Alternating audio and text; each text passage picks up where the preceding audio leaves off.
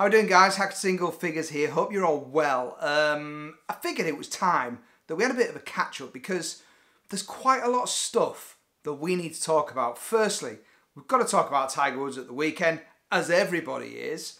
We need to talk about the Ryder Cup. We need to talk about some ace stuff that I'm going to be testing for Golfshake over the next month or so.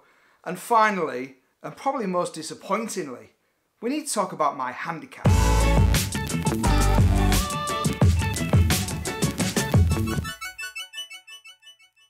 Right, so firstly, Tiger Woods. I can't not mention the Tiger Woods victory at the weekend. So his first win in 5 years, which is pretty amazing when you consider where he was, the stuff he's gone through, whether you agree with it or not, whether you like him or you don't. He's been through a pretty tough few years, some of his own making probably, but a lot of injuries, a lot of operations. And like me, you probably watched some of his golf 18 months or so ago when he was not playing well at all, when he was duffing chips, and it was painful to watch. I don't think anyone thought he would come back as well as he actually has, and it was amazing. I mean, and it's got to be good for golf. The amount of people that were excited and watching that was, it's got to be the biggest viewing figures in a long time. So that's got to be a good thing for golf, right? And also, how bonkers was this on the 18th with this amount of people? Who else in golf ever has done that? I don't think there's anybody, is there? Now, onto my game, which is most definitely not Tiger-esque. Before we do that though, comment below, let me know how your game has gone this season as we're coming to the end of it really. How's your season been? Have you had a handicap cut? If you have, what's it gone from and what is it at now? Or have you gone the other way, a bit like me? So this is how my golf has been over the past couple of weeks. So I played my last round of golf before I went on holiday in the middle of August, and I played okay, was in the buffer zone for the handicap, had some bad shots, but felt like I was starting to hit it all right. Went away on holiday for 2 weeks, but it was pretty much a 3-week gap between playing golf. Didn't play any golf on holiday. The only golf thing I did was I read this book, The Lost Art of Putting, by Gary Nichol and Carl Morris. Really, really good book. Definitely one to check out if you need a bit of holiday reading or you just want a bit of bedtime reading. Check it out. It's a good book. So yeah, so there was no golf on the holiday, or didn't take my clubs, didn't play. And it was really nice just to have a couple of weeks of just hanging out with the family and having a nice time jumping in and out of swimming pools with the kids. So then I got back from the holiday and got back on the Friday, and we were due to play in a competition on the Saturday at Howley Hall.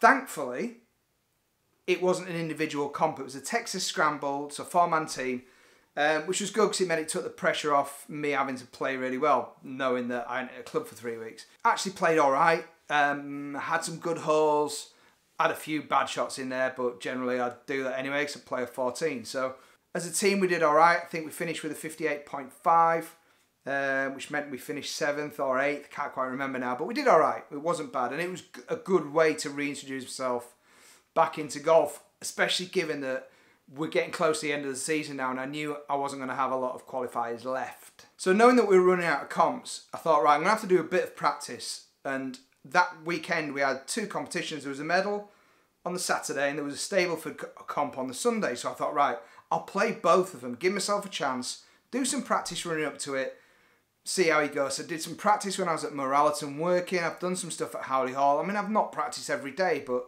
I felt like I'd hit some decent shots. And I'm still working hard on not hitting that bloody awful, hooky, bloody, stupid left thing that happens all the time with me. It's, and I know I get really steep. I don't turn my hips. I don't really turn my shoulders that much. I get to there and then lift my arms up. And then when I come back to the ball, subconsciously I think, I know I'm not going to hit it. So I just flick my arms at it. I flick my hands at it. I turn my hands.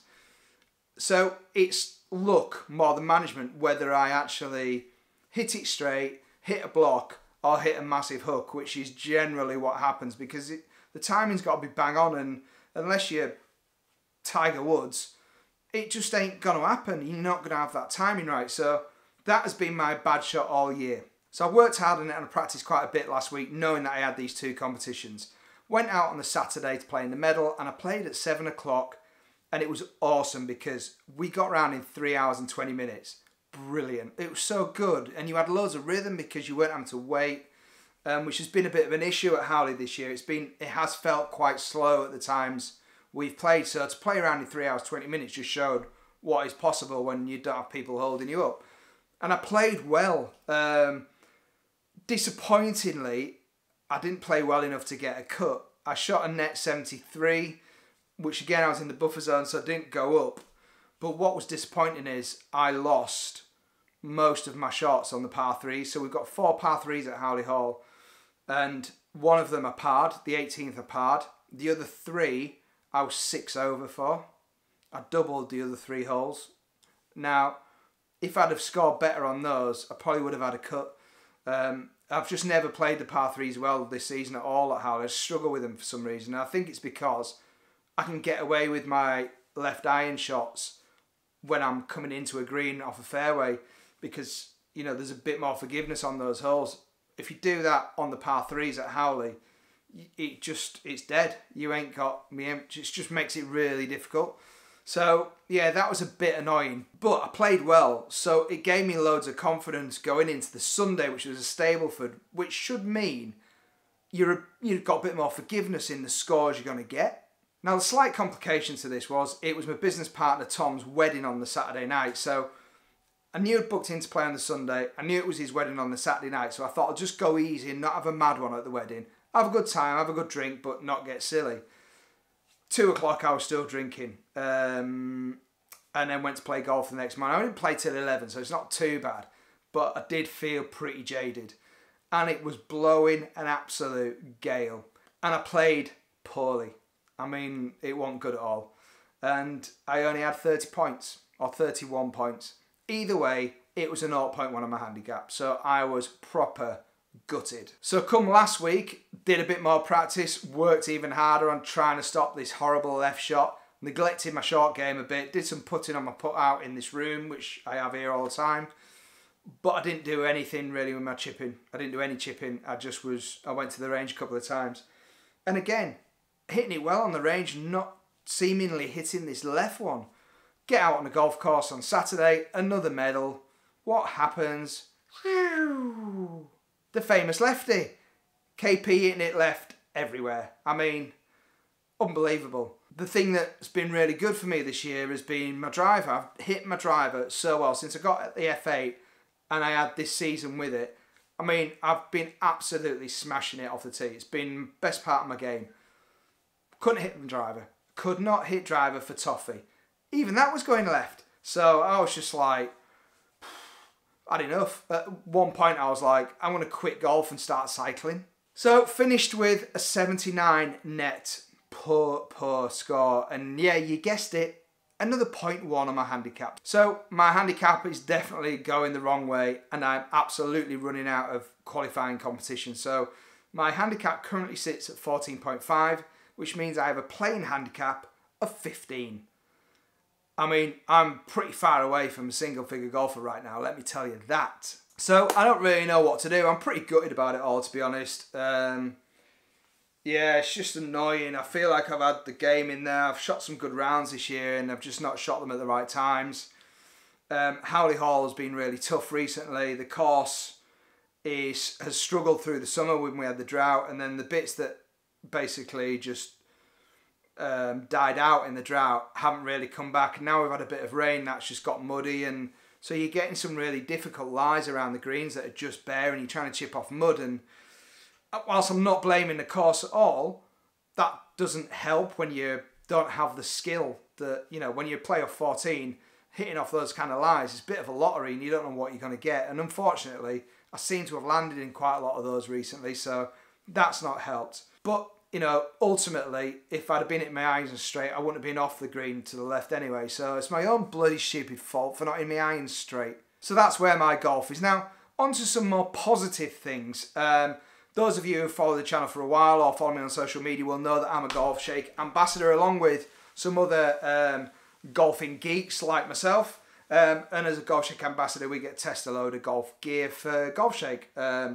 Not really, we don't really test a lot of golf clubs, but we test other stuff. So at the minute, I'm testing this bad boy, which is the Power Caddy C2i Compact Trolley. Now I do have a Power Caddy trolley myself. I use the FW3, which I've had for a good few years now, and which I really love that trolley. But the C2i Compact is awesome because it's compact and it takes up so little room in your car. It just makes it, rather than having to do a jigsaw puzzle to get your golf clubs and your golf trolley and your shoes and whatever other paraphernalia you have with you, it's super easy because it falls down so small. So I'm doing a review for that, and I'll do a video review for that on the Golfshake channel at some point very soon. And I've also been testing this, which is Shot Scope V2. Again, I'll be doing a video on this one too, but this is an awesome bit of kit, and I've wanted to test this for a while, so I'm super happy that I'm getting to try it.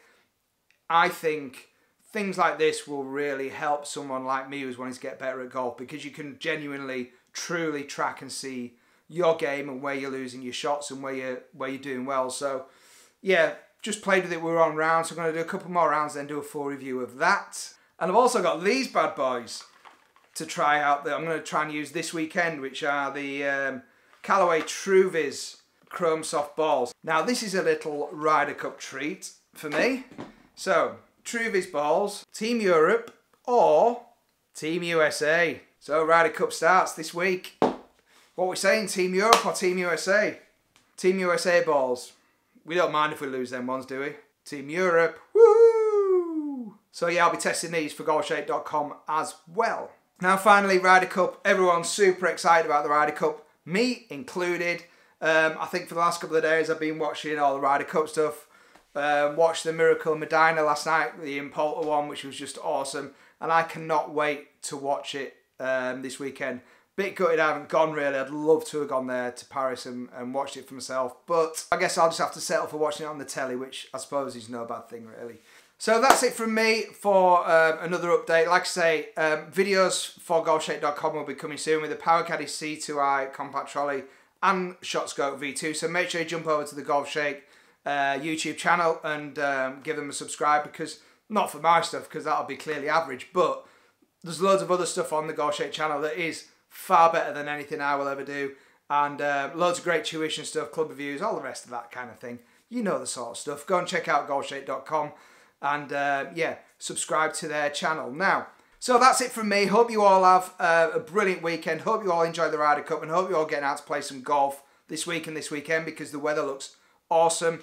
I'm playing hopefully at the weekend, although I've got to take my eldest to Huddersfield Town, because he's a Huddersfield Town fan. I am playing on Thursday at Forest Pines in a golf day with a guy I know owns a restaurant called Wintringham Fields. They're putting on a golf day, so I'm really looking forward to that because the weather looks great. But I may still play at the weekend. We'll have to wait and see if I'm allowed. So guys, look, thanks again for watching. As always, it's much appreciated. If you do subscribe, thank you.